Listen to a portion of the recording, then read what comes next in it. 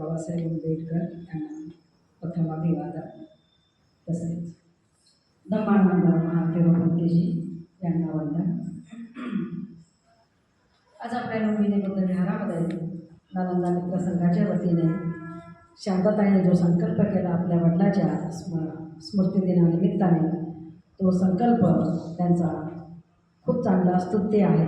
आपल्या विहारामध्ये सुद्धा सगळं पठण झालेलं आहे त्याचं पाली भाषेतले जे काही त्याचा मराठी अनुवाद आहे तो सुद्धा त्यांनी सांगितलेला आहे, अर्थ काय असतो तो। तर ताई, लुंबिनी बुद्ध विहारामध्ये रोज महिला येतात, खूप छान, रोज वंदना होते।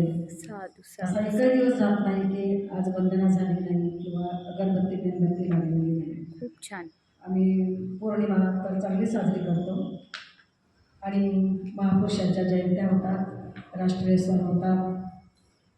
शिवाय इथे जे आपले 14 एप्रिलला बाबासाहेब जयंती आहे, बुद्ध जयंती आहे, धम्मचक्र प्रवर्तन दिन आहे।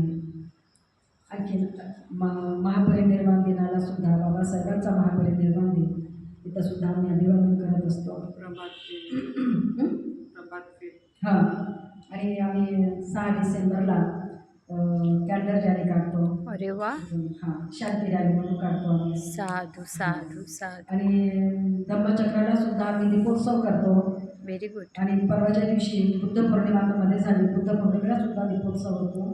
तर असे आम्ही कार्यक्रम राबवत असतो उत्साही आणि उपासिका 12 महिने आमचे हे कार्यक्रम राबत असतात। आणि शिवाय 3 महिने आमचा वर्षावास होतो, आषाढ पौर्णिमा ते अश्विन पौर्णिमा।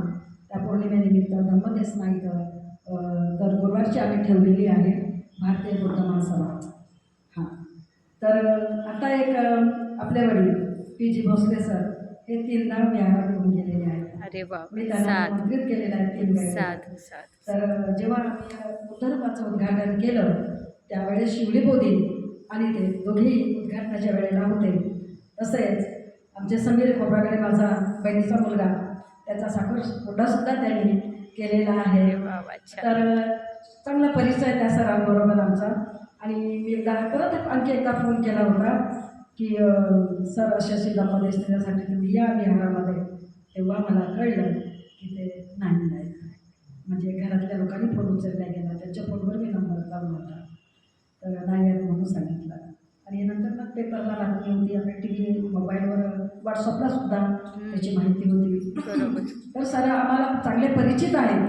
हां, आणि त्यांनी जे बौद्धाचार्य म्हणून जो धम्माचा एक संदेश त्यांनी सगळीकडे पसरवला, तर तो संदेश जी तुम्ही वडिलांच्या एक पावलावर पाऊल ठेवून काहीतरी आपण करावं, वडिलांचं कार्य थोडंफार आपण पुढे चालवावं म्हणून जो आपण संकल्प केलेला आहे, तो संकल्प आवडला आणि स्तुत्य आहे। आणि प्रत्येक विहारामध्ये आपण जाऊन स्वतः ती देसना आपण देत आहात, तो संकल्प पूर्ण करत आहात।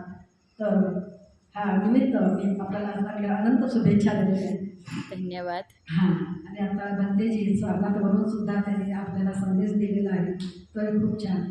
आणि बौद्धाचार्य धम्मानंद आता आम्हाला खूप परिचित आहे, की ते कित्येक वर्षापासून आमची ओळख आहे।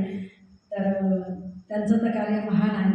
आधी नोकरी करत त्यांनी बौद्धाचार्य म्हणून खूप त्यांनी काम केलेलं आहे। नोकरी करत घराकडे तसं दुर्लक्षच त्यांचं, तरी पण मुलांना चांगलं शिकवलं त्यांनी।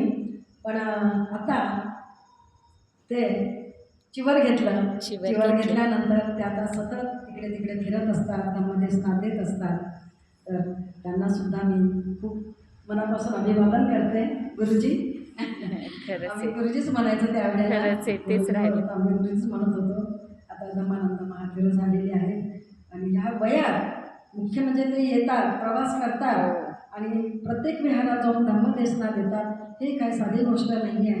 ह्या वयामध्ये आपलं स्वतःचं कुठलं वाहन नसताना, बरोबर, नाही का, रिक्षाने जाणे करतात, ते साधी गोष्ट नाही आहे। तर आणि हे आता त्यांचं कामच आहे, तरच आमच्यासारख्यांना धम्म म्हणजे काय असतो याची माहिती मिळते, बरोबर आहे ना। तर त्यांच्या ह्या कार्याला मी वंदन करते। आणि आता वेळ झालेला आहे, बरोबर, होईल आता। तर आपल्या विहारामध्ये आपण येऊन खूप चांगलं आम्हाला मार्गदर्शन केलं. याबद्दल आपले धन्यवाद. धन्यवाद. नमो बुद्धाय. जय भीम. साधू साधू साधू.